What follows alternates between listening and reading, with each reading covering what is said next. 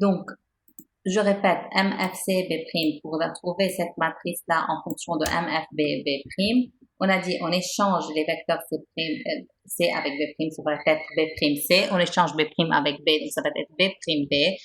Rappelez de la relation de Chasles, B', c'est si vous avez ce vecteur-là et vous voulez l'écrire en fonction du vecteur B'B, donc ce qui manque, c'est le vecteur BC. Comme ça, B'B plus BC, ce n'est autre que B'C.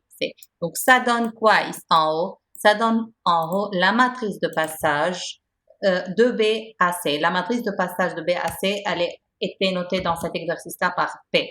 Donc ici, vous avez la matrice de passage de la base B à la base C. Comme ça, vous mémorisez la formule. Donc MF CB', c'est MF BB' fois la matrice de passage de B à C qu'on a notée avant par P. Donc, vous écrivez la première fois la deuxième, vous faites le calcul, produit de deux matrices, premier chapitre. Donc, je vous laisse le calcul pour le faire, etc. Pour la première ligne, puis même chose pour la deuxième ligne. Maintenant, dernière question, trouver MFCC'.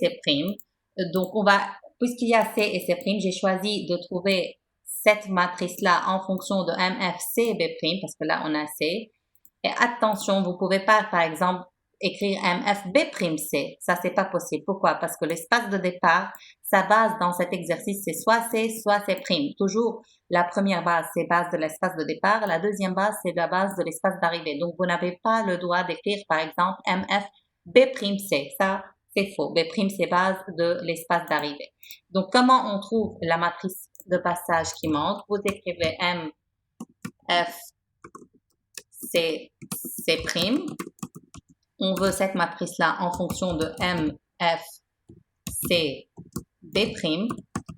Donc, on a dit, on échange dans les bases de la première, on aura C', C, et on veut donc ce vecteur en fonction de B', C. On échange aussi B' avec C. Donc, ce qui manque, ça commence par C', donc ça va être C'.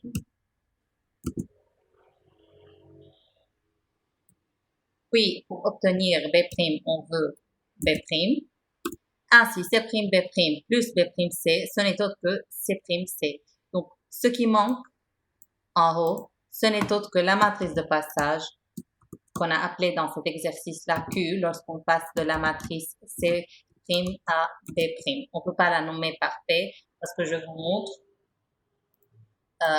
précédemment, on a Q c'est la matrice de passage C', B'. Ça, c'est Q.